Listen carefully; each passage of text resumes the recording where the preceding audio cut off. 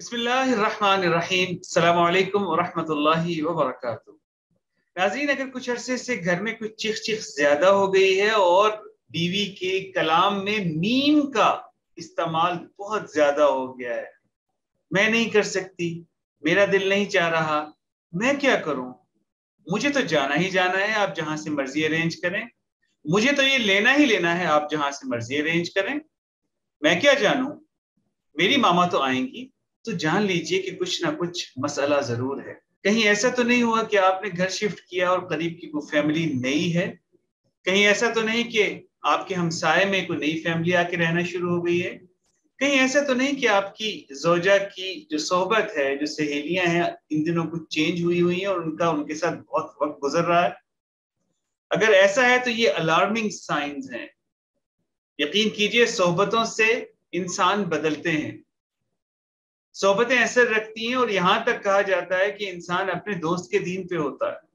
کئی دفعہ صرف سہیلیوں کی وجہ سے گھر بنتے بھی ہیں اور اجڑتے بھی ہیں۔ سو اس پوائنٹ کا خیال رکھنا بے انتہا ضروری ہے۔ ہم عام طور پہ صبح سے شام تک آفس کے کاموں میں لگے رہتے ہیں، جبکہ ہمارا یہ فرض بھی ہے کہ گھر کے تمام معاملات کی بھی نگرانی کریں اور ان کو ٹھیک رکھنے کی کوشش کریں۔ آخر کار اللہ سبحانہ و تعالیٰ نے ہمیں گھر کا ذمہ دار بنایا ہے۔ یہاں پہ ضمناً یہ بات ضرور عرض کرتا چلوں کہ زندگی کا حسن توازن میں ہے، اور خوشگوار گھریلو زندگی کا انحصار بھی حقوق و فرائض کے توازن پہ ہے۔ ہم عمومی طور پہ مادی ضروریات ایک دوسرے کی پوری کرنے میں لگے رہتے ہیں، جبکہ 3 بنیادی غیر مادی ضروریات ہر عورت کی ہوتی ہیں جو کہ شادی شدہ زندگی میں آتی ہے۔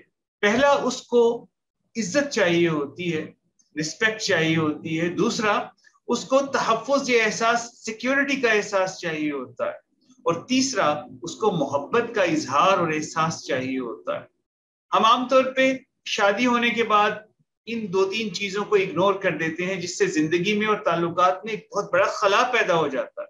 تو اس خلا کو پر کرنے کی کوشش بھی کریں، اور ایسی سہیلیوں سے اپنی بیوی کو جس حد تک ہو سکے دور رکھنے کی بھی کوشش کیجیے، تاکہ گھر کا ماحول بہتر ہو۔ یہاں پہ میں اپنی بہنوں بیٹیوں سے بھی انتہائی احترام سے عرض کروں گا کہ اللہ سبحانہ و تعالیٰ نے آپ کو بہت مقام دیا ہے، اور شادی شدہ ہونے کے بعد یہ جان لیجئے کہ آپ کی زندگی میں سب سے زیادہ اہم ہستی آپ کا میاں ہے۔ اللہ سبحانہ و تعالیٰ اور اس کے حبیب پاک صلی اللہ تعالیٰ علیہ وآلہ وصحبہ وسلم کے احکامات کے تلے، ان کے سائے میں میاں کی خوشنودی، میاں کی خوشی آپ کے لیے دنیا اور آخرت کی کامیابی کا راز ہے۔ آپ چند سہیلیوں کی باتوں میں آ کے سر اکڑا کے چل تو لیں گی، کچھ فائدے بھی حاصل کر لیں گی، لیکن کہیں ایسا نہ ہو کہ اللہ سبحانہ و تعالیٰ کی ناراضگی مول لے لیں۔ آپ کے لیے یہ خوشخبری میرے محبوب پاک صلی اللہ علیہ وآلہ وصحبہ وسلم نے سنائی، اس کا مفہوم یہ ہے، دیکھیے کوئی بڑا کام کرنے کی ضرورت بھی نہیں ہے، صرف فرائض پورے کیجئے اور اپنے شوہر کو اللہ اور اس کے رسول صلی اللہ تعالی وسلم کے احکامات کے تحت خوش رکھیے، جنت آپ کی ہوئی۔ ان عارضی دنیاوی فائدوں کے لیے جنت کو نہ کھوئیے۔ اللہ سبحانہ و تعالی ہم سب کا حامی اور ناصر ہو۔ خوش رہیے، خوش رکھیے۔ السلام علیکم ورحمۃ اللہ وبرکاتہ۔